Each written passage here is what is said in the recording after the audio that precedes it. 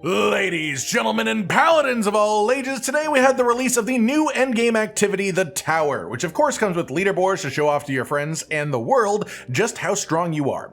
For those who want to be as strong as possible for the specific purpose of pushing the Tower itself, we're going to talk about how to do that as a paladin, which is generally going to be a variation of the big, hefty, judgment-based builds that people have been using for pit pushing, but specialized more for the slight differences of the Tower. I don't have any sanctifications on the level of mythic unique effects on my other gear, but if I had Grandfather and Harlequin Crests and Starless Skies on top of all this other stuff, that's the type of thing that would let this build climb up to doing tier 140 runs. That said, I'll go through everything you need to put this build together as a whole, and also we'll talk about how to play this in the Tower activity itself. As well, the Tower has a lot of similarities to the pit, there are some important differences to think about too. Starting off with the skill tree then, 1 point into a basic skill, just because you have to do it to be able to move on, so it doesn't matter which one because we're not using them. 1 point into Blessed Hammer.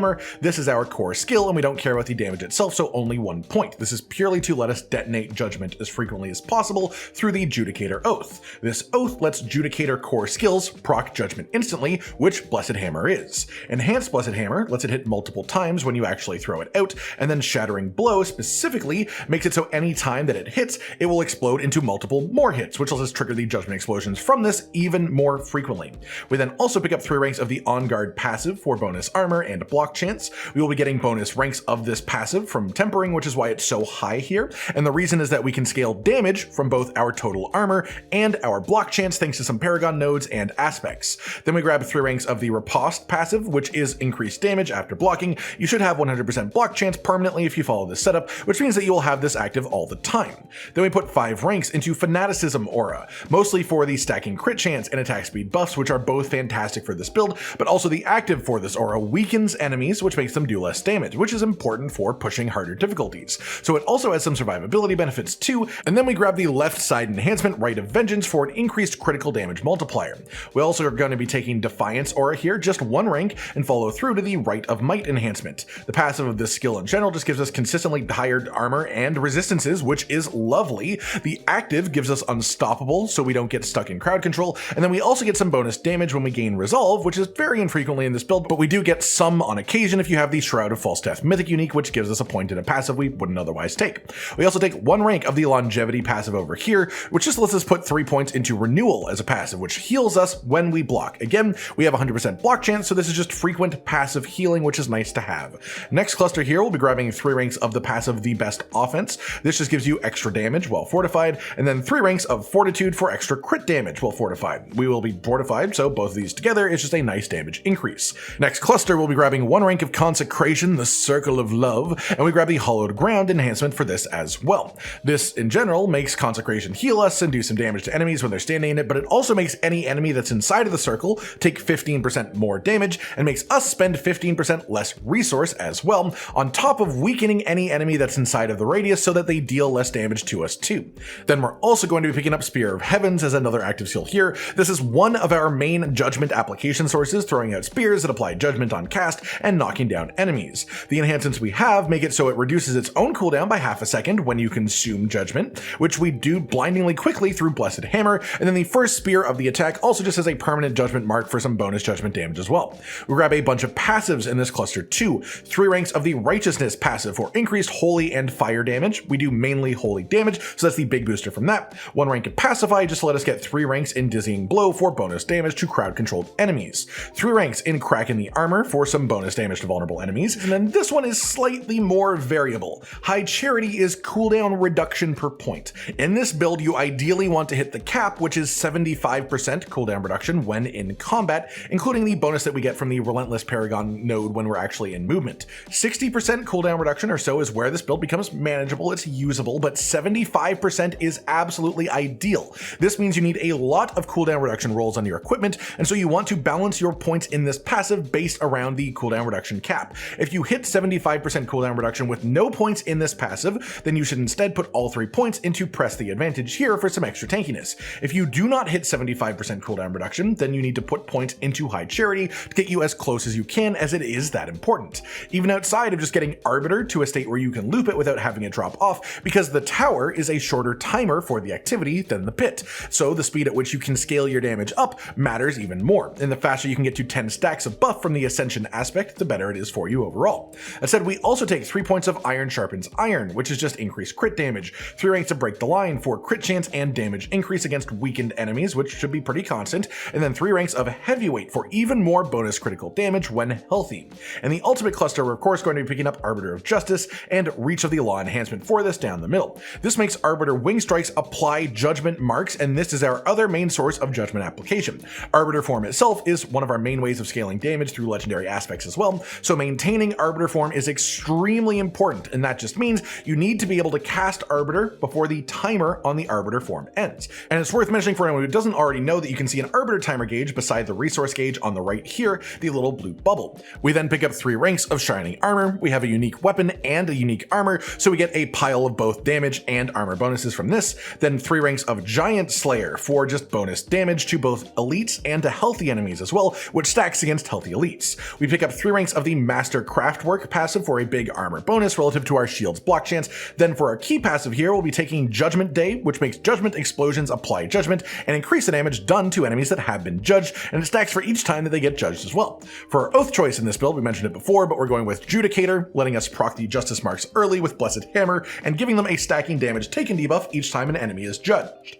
Next up then, let's talk about our equipment, starting off with Mythic Uniques. The Shroud of False Death is pretty much required just because of the sheer amount of value you get from 1 extra rank of every passive. It is enough to fuel some of the things that make this build work and just boost it into being so much stronger.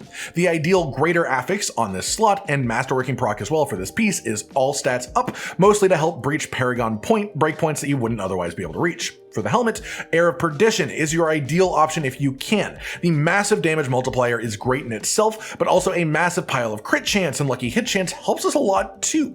Crit chance is your ideal target for the Greater Affix and Masterworking proc unless you hit 100% crit when factoring in the bonus from Fanaticism aura as well, in which case it would be lucky hit chance as the second priority. My Sanctify on this is actually a slight anti-synergy, as part of the setup is spamming your potions to get a damage bonus from the Imbiber Paragon glyph, which requires you to be taking quite a bit of health damage to do, and this gives me a barrier occasionally when fighting elites, which does stop me from chugging potions. That said, I should mention if you are struggling to reach the cooldown reduction requirements of this build and still want to play within this playstyle, you could replace Air of Perdition with Harlequin Crest if you have that, but you would lose out on a fair amount of damage potential compared to the top end version of this build, because Harlequin Crest results in less damage than Air of Perdition, but it will help you reach cooldown reduction, and it will give you a fair chunk of extra tankiness too. We then have 3 regular uniques in the build as well. For the weapon, a very important one is Griswold's Opus. This is an absolutely fantastic unique sword. Not only does it have ranks of 2 separate good passives within its affixes, but it also provides up to 100% crit damage as a multiplier, with some build-up requirement of course, but that's essentially equivalent to the Grandfather Mythic unique effect when fully active, and it also has lucky hit chance to heal you when you crit 2, and lucky hit chance to do double damage as well. So it's basically doubling your crit damage and then doubling your damage further if you get the proc. Ideal focus affix for this, for the Greater Affix and for Masterworking proc, is the Heavyweight passive ranks, which then scale crit damage when you're healthy. We also have the Seal of the Second Trumpet unique ring. The effect makes Judgment do a massive amount of extra damage and have a chance to explode a second time, which is also fantastic in itself. But an affix on this is chance for Judgment to deal double damage, which is fantastic, cooldown reduction, which is great for us as well, and ranks to another powerful passive, with the passive being the ideal Greater Affix and Masterworking proc to boost for this item. Then our last unique here is the Flicker Step Boots. These reduce our ultimate skill cooldown when we evade through enemies, and the main purpose of using these, which is a change that I think makes it better for Tower specifically, even if not better for Pit, is that it resets Arbiter of Justice faster when you evade through enemies. That means that you can build up the Ascension legendary bonus faster and thus blast through enemies even easier. The shorter an activity's timer is, the faster you want to build stacking bonuses like this, and this is one of the ways that we can do that easily.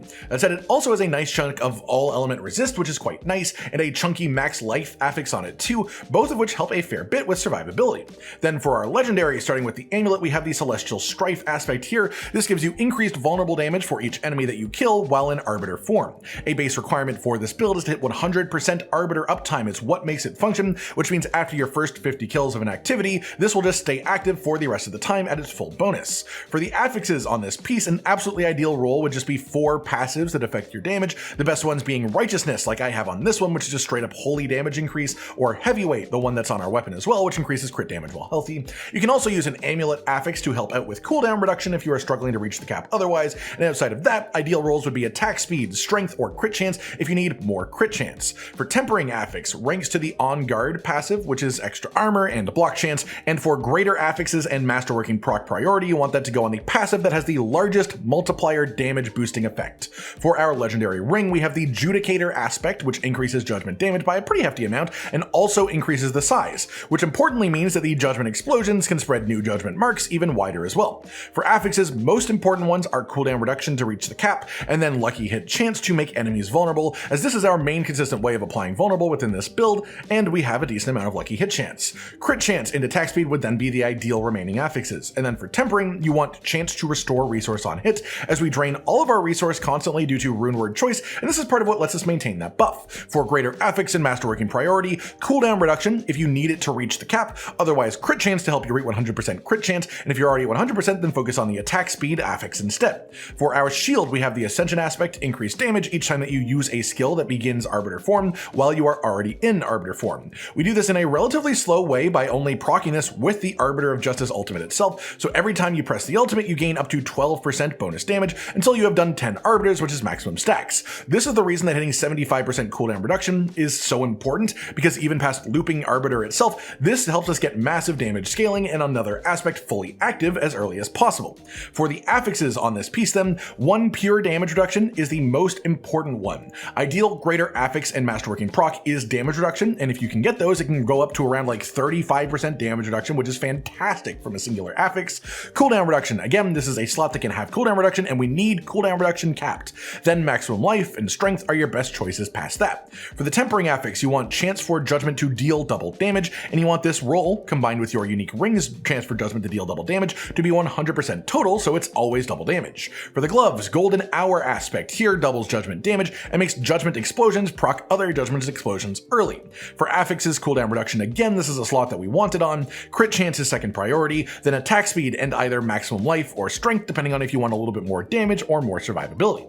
Ideal tempering affix for this would be damage while in Arbiter form, but once you have stacked attack speed high enough from your other pieces, you will want to swap that out for another lucky hit chance to restore some resource so that we can actually be able to sustain even more our Cax rune more frequently and with more frequent judgment proccing hits. For our pants, we're going to use the Indomitable aspect, which gives us bonus armor and impairment resistance relative to our block chance. Block chance is 100%, so this is a massive armor bonus, which then turns into bonus damage from our Paragon as well. For affixes, this one is a little bit fun. The most important one is potion capacity. The ideal version of the setup uses the Imbiber Paragon glyph, which gives you bonus damage for each missing health potion, which means the more maximum health potions you have, the higher that bonus can be. Greater affix and masterworking proc can make this be 6 bonus potions, so you have 10 total potions. If you can keep them all consumed, that would basically require spamming the potion button while you're playing, just as a warning there. If you did though, you can get a massive damage bonus from that glyph. You don't have to use that glyph, you don't have to use potion capacity to achieve it, you can just use another affix on your pants if you don't want to spam potions, but it is a really hefty damage increase if you play that way, which is why I'm presenting it as such, as this is a pushing build. It's making the most out of everything we can. Past that, faith per second would be an ideal affix over my life per second roll, as it helps sustain after the Cax rune trigger. Then strength and maximum life is the other affixes too, and then tempering affix is ranks of the On Guard passive, again just like the amulet. As far as the runewords and gems in this setup then, diamonds and jewelry for the all resist, rubies in the shield for strength, and then also rubies in your spare armor slots as well, emerald in the weapon for critical damage boost, and then our runewords are Seer Thul, so you can cast Frost Nova essentially just once per 3 seconds. This is another big source of applying vulnerable to enemies and also constant crowd control, which is very useful, and in combination with the lucky hit chance to apply vulnerable from our ring, we should be able to just keep things vulnerable pretty permanently. Then we're also going to be using Ahu Cax, the lucky hit chance to gain offering, then when triggered you dump all of your resource and gain a massive damage increase for 1 second. For the divine gifts in this one, Essence of Lies in the purified slot gives you fortified per second. Essence of Screams in the purified slot gives you increased resistances, which is lovely for some extra survivability, and then Essence of Sin in the purified slot gives you increased armor, which we can also turn into increased damage. Though it's worth mentioning, if you can get the Retribution aspect sanctified onto one of your pieces somehow, you would want to use Essence of Hell Hellfire in the Purified slot instead for the chance to stun enemies. That just gives you a way to stun enemies within this build. That said, for Mercenaries, you want to have Rahir as your main mercenary with the right side path here that we've got, which gives you the Rahir's Aegis bonus for extra resistance, which is again a lot of extra tankiness, which is nice to have. And then also you want Variana with Bloodthirst as the reinforcement skill for your reinforcement mercenary option here, which gives you occasional bonus attack speed. Well, all that covered, then let's go over our Paragon board setup. Here on the starting board, we're just going to go around through the rare and magic nodes here to get to the glyph socket itself, inside of which we'll be putting in the Spirit glyph. This gives you increased critical strike damage for every 5 willpower you have in the radius, which is very, very powerful, especially because we're scaling crit damage as much as we are. The additional bonus makes it so any critical strike against an enemy increases the damage they take from you, stacking up to 15%, which is very good. And the legendary bonus is just even more critical strike damage, so it's a very, very good glyph for this setup. Then we're going to wrap around and grab some rare and legendary nodes of note here. It's worth noting that I do not have all of my Paragon points. I am still missing 70 Paragon points, and if I had them, I'd be filling in these magic nodes that I don't have here. I'd be filling in more willpower in the area, stuff like that, and that's basically what you'd use it for the rest of the board. You'd fill in important magic nodes and add more scaling for your glyphs, just to sort of get that out of the way early. That said, for our second board, we're going to be attaching on the Castle board. This gives you increased damage equal to 1.8% of your armor. We have an obscene amount of armor, so this board is very important because the legendary node gives us up to around 1400% bonus damage, and that's in my specific setup here. So it's a very, very big damage scaling node for Paladin, and it is very important to dive into. That said, we're going to be going over to the glyph socket itself to start the board off through the rare node here for extra physical damage. Doesn't really matter, but we want the extra 10 strength from this because it funnels into the law glyph for bonus judgment damage for every 5 strength in the radius. As well, additional bonus judging an enemy causes them to take bonus damage, which of course matters for us quite a bit, and legendary bonuses even more increased damage, so a very good glyph for this setup as well. We're going to be going over to the rare and magic nodes in the area as well, grabbing the strength needed to activate it and some extra strength, just because again this is a very, very strong glyph to scale. This is where I put most of my extra points, is in the extra strength in this area. That said, after that you go up through the middle through the extra block chance and block damage reduction nodes, which are quite strong for us. We go around to the legendary node itself and we grab the rare and magic nodes nearby, which are quite useful, including extra total armor, extra resistance, extra damage to crowd control enemies, and even more extra resistance. And again, you would grab the remaining magic nodes here if you have more points than me. That said, moving on to the third board, it's going to be the Preacher board, which gives you increased damage equal to 65% of your attack speed. So the higher you can stack attack speed, the more increased damage you get from this, which is why attack speed is basically our third priority affix throughout most of the equipment, because it helps scale this and get you a lot more bonus damage as a result. That said, when you go into this board, we're going to be going down towards the glyph socket first, in through the Hardy rare node for bonus maximum life and bonus strength, and the glyph socket itself will be putting in the Judicator glyph, which gives you bonus damage with Judicator skills for every 5 intelligence in the radius. Because we have the Judicator Oath, Judgment does count Judicator skill bonuses in it, so it does scale with that. This also makes you deal an additional 20% non-physical damage to elites. Most of our damage is holy, so that applies, and the legendary bonuses increased holy and fire damage, and again, we are applying holy damage mostly. We grab the other rare node nearby, we go up and around to the legendary node itself for Preacher, which we talked about before. We grab the rare and magic nodes nearby as well for increased damage while fortified and while healthy, increased resistances and attack speed, and we grab increased fortified generation to maximum life 2 for a little bit of extra survivability and consistency. We then head out the bottom of the board, and here we'll be attacking on the Relentless board. Relentless, as a Paragon node, makes it so after we move and for 2 seconds after, so this can be acted pretty much consistently, you get an 80% multiplier on your damage increased, and then you also get 30% cooldown reduction basically for free. This is a ton of cooldown reduction, and it helps us achieve what we need, and it's the main reason why you have to keep moving while playing this build. You have to move at least once every 2 seconds to keep this part active. Then, that said, when we actually enter the build, we're going to be going to the glyph socket itself, inside of which we're going to be putting in the Canny glyph. This gives you increased non-physical damage for every 5 intelligence in the radius. Again, our main damage source is holy, which isn't physical, so it's affected by this. As well, additional bonus, non-physical damage increases all non-physical damage an enemy takes from you by 1% up to 15% at max stacks, which is very, very hefty for what we're doing. And legendary bonus, another increase to non-physical damage. We then grab the rare and magic nodes in the area, both to boost it and because they're pretty powerful for us. We grab the legendary node itself, wrapping around the left side to get that. We grab the cooldown reduction rare and magic nodes here for some extra cooldown reduction to help us reach cap, and then we grab the other nodes along the way that are useful too. So we also get the vulnerable damage here, and we move out the left side of the board and attach on our final board, which is Shield Bearer. This gives us increased damage equal to 110% of our block chance. We have 100% block chance, so it's 110% bonus damage. we go directly to that first through the Stalwart rare node down here, which is extra block chance and block damage reduction. Nice to have. We grab the legendary node, then we wrap around through to the glyph socket itself. And we don't actually care about these rare nodes here. They don't really help us. Physical damage doesn't really matter. Thorns doesn't really matter. We just want the strength so that we can pile that onto our strength stat and give us more power as a result. In the glyph socket itself, we have the Imbiber glyph, and this gives you extra damage while healthy for every 5 willpower in the radius. As well, it gives you an extra 5% increased damage and potion healing for each missing healing potion. This is why we stack potion capacity on our pants. It's why we want to have 10 potions, because when you have 10 potions maximum, then having 0 potions makes this a 50% damage increase, which is quite a hefty amount from a glyph. We then go up through this section to get to the final rare node that we pick up, which is bludgeoning for extra damage and damage to crowd-controlled enemies. Again, if you have more points than I do, you would want to focus on filling up the important glyphs and the stuff around them to boost the actual main effects, and you would want to grab the magic nodes that I don't get that are actually still important, which are things like the increased total resistance, which can help with survivability and let you push to even higher tiers of the tower as a result. That said, that's pretty much everything for the Paragon board, so now that we've gone over how to put this whole build together, let's talk about how to play it in the tower. One unique thing about the tower compared to the pits is that there is no leash range. This means that you can pull an entire floor worth of enemies in one go if you are strong enough to survive doing so. And that means that the ideal way to play in tower, especially for a build like Judgement that scales its damage very well with more and more enemies, is to collect as many enemies as you can without overwhelming your defenses, and that will lead to the fastest clear. Though it is worth noting, I'm finding them much less willing to follow me than they used to be on the PTR, so it is sort of like iffy if they're actually supposed to work that way right now. For playing with this build specifically, you want to start the activity with Arbiter of Justice to activate Arbiter form, use Spear of Heavens on cooldown, use Consecration when enemies are grouped up enough to take advantage from it, Fanaticism aura you want to spam on cooldown pretty much, Defiance aura you can save for if you get crowd controlled, or you can just spam it as well and you'll mostly be fine, and then Blessed Hammer you just want to be throwing out constantly in between the rest to actively proc the Judgment explosions early.